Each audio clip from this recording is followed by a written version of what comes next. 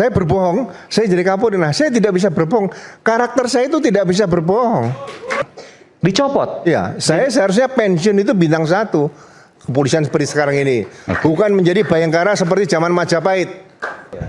Mas Rasman ya, Pak Rasman ya. Ya, jadi Rasman ya. Ya, udah public figure soalnya.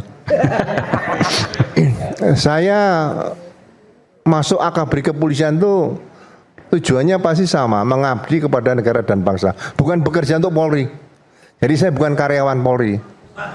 Nah, jadi pengabdian saya nanti berakhir itu pada saat saya meninggal dunia, dimakamkan, kemudian diletakkan di tanah, diiringi tembakan salvo. Itu pengabdian saya selesai. Ya kan? Kalau berbeda pendapat, saya sejak awal tidak pernah berpikir ingin jadi Kapolri. Saya berbeda pendapat loh, saya tidak melawan. Saya berbeda pendapat ada 3 Kapolri. Pak Ugro pernah berbeda pendapat 3 Kapolri? 3 Kapolri. Dan itu disampaikan secara terbuka? Iya. Pak Kapolri siapa aja boleh disebutkan? Ada waktu saya Kapolda Sulawesi Tengah. Oke. Kemudian Tahun berapa itu Pak? Waktu saya Kapolda Sumut. Ya, saya sampaikan berbeda pendapat itu wajar. Karena berbeda Itu pendapat. di media Pak, mohon maaf. Di media atau apa? Di media semua tahu. Bapak sampaikan itu? Iya. Dan Bapak biasanya kan kena sanksi atau Ya dicopot. dicopot? Ya, saya seharusnya pensiun itu bintang 1. Tapi saya bisa pensiun bintang 3 Pak Kapolri, saya juga tanda tanya, kok bisa saya jadi Menarik Pak, menarik Pak. Ini bentar Pak. Jadi pada waktu itu bintang 1 Wakapolda waktu itu? Kapolda Sulawesi Tengah. Kapolda Sulteng ya? Ya. Sulteng masih bintang 1 waktu itu? Iya. Bapak menyampaikan sesuatu, kritikan di Saya menolak, media. menolak perintah. Apa itu boleh tahu Pak? Sedikit. Perintah untuk permintaan jaksa untuk mengeksekusi 3 terpidana mati. 3 terpidana mati masih punya hak konstitusional untuk mengajukan gerasi kedua sesuai dengan Undang-Undang Gerasi nomor 22 tahun 2002. Bapak menolak perintah, Bapak menolak eksekusi jaksa waktu itu? Iya, jaksa minta perintah Kapolri saya laksanakan. Tapi saya katakan, mohon izin Jenderal, ini belum bisa kami laksanakan karena masih ada hak Proses konstitusional lagi yang harus dipenuhi. Saya copot, siap, terima kasih. Dicopot itu terima kasih. Jadi Kapolda Sulteng Bapak dicopot sempat? Copot. Kemana itu Pak? Kepala bagian pengolahan data. Di Mabes Polri? Iya. Oke. Terus yang kedua? Kedua, waktu saya Kapolda Sumatera Utara. Itu. Kasus siapa itu Pak? Saya mengatakan bahwa pelaku perampokan itu asli perampok bersenjata. Tidak ada hubungannya dengan teroris. Oke. Itu. Kalau saya waktu itu mengatakan saya berbohong pada publik, 2010 saya jadi Kapolri, Pak. Saya berbohong, saya jadi Kapolri. Nah, saya tidak bisa berbohong. Karakter saya itu tidak bisa berbohong. Benar, saya tidak apa ya mengatakan diri enggak. Karena perbedaan pendapat itu sudah diajarkan kepada saya waktu pendidikan akabri di Magelang tingkat 1. Di pelajaran baris berbaris, Pak. Baris berbaris itu kalau kita lagi berjalan, aba-aba pimpinan salah, nggak kita ikuti. Nah, itu sudah diajarkan. Ya, jadi saya tidak pernah melawan perintah pimpinan, tapi berbeda pendapat ya, gitu loh. Makanya saya katakan, kok saya bisa jadi Wakapolri? Di mana prestasi saya cari itu? Sampai sekarang saya nggak ketemu prestasi saya di mana, saya nggak tahu. Ya. Jalan Tuhan itu Pak. Ya di situ, karena kekuatan Tuhan masih bicara situ. Nah, kembali ke apa yang dikatakan tadi Bang Rasman juga ya. Jadi begini, dalam penegakan hukum biasanya kita penyidik-penyidik itu menggunakan analisa, Bang. Analisa ini perbuatan pidana apa yang terjadi. Kemudian kita lihat kalau nanti tertangkap diduga pelaku, barang bukti apa yang harus dihadirkan dalam sidang pengadilan. Kalau enggak bisa lolos. Analisanya harus tajam. Nah, setelah analisa tajam, kemudian kita lakukan penyelidikan dan sebagainya. Jadi tidak sembarangan. Kalau kita hanya nangkap orang saja kemudian dijadikan tersangka, nggak bisa menjadi berkas perkara untuk meyakinkan hakim itu susah. Makanya polisi itu pekerjaan sangat berat. Pendidikannya harus cukup tinggi di situ. Nah, berkaitan dengan peristiwa yang di pasal 310, 311, saya kembali belajar lagi. Saya di sini belajar. Saya tidak merasa pinter enggak. Saya belajar lagi. Ya, kasus Cirebon, Eki Vina, saya belajar tentang masalah peninjauan kembali. Nah, saya di sini belajar. Ternyata buku ke-1 KUHP itu penting dipelajari.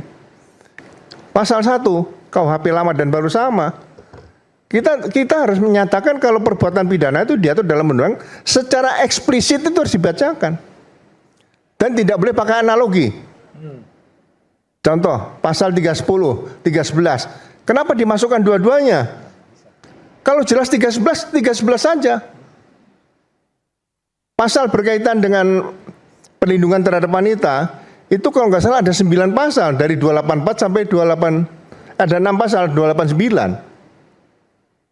Ya kan? Kemudian pasal 299, 16 pasal, saya ulangi. Untuk perlindungan terhadap wanita, itu 16 pasal, tidak sembarangan.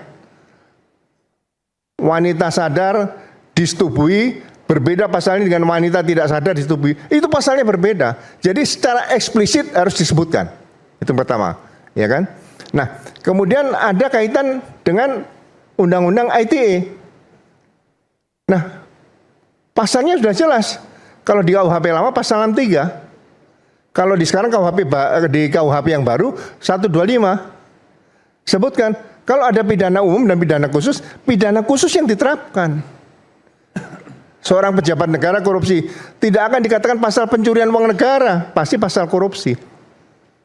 Mohon maaf loh ini saya baca karena saya bukan pinter, saya pernah baca duluan aja. Yang pinter tuh ya Pak Subari kan baca duluan, Pak. Ya. Nah, berkaitan kasus di sini, ya kan?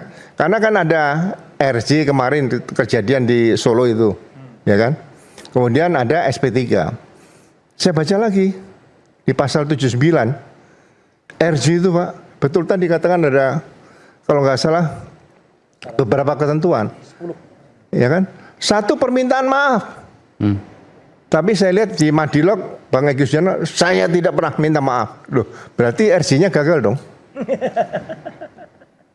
Yang kedua, harus ada penetapan pengadilan kalau RJ itu. Sebelum penetapan pengadilan tidak bisa langsung ke SP3. Gitu loh. Jadi kalau langsung SP3 berarti RJ-nya tidak sah, belum acaranya tidak dipenuhi. Ya kan? Jadi bukan dikatakan mohon maaf, bukan saya katakan Pak Roy Rismon sama Dr. Tifa itu minta di RJ supaya selesai, bukan. Persoalan masalah pencemaran nama baik dan fitnah, ya kan? Itu sudah jelas disebutkan 8 terlapor, 4 LP. Bayangin aja, ada kasus 4 LP melaporkan 8 pelapor. 8 terlapor. Ya kan? Kemudian kalau dikaitkan dengan pasal penyertaan dan pasal perbarangan tadi jelaskan, mereka ini perannya 8 ini siapa yang jadi pasal 55, siapa yang 56 kalau KUHP lama. Ya kan? Penyertaan, siapa yang melakukan, siapa yang menyuruh melakukan, siapa yang turut melakukan, siapa yang membantu, nggak ada.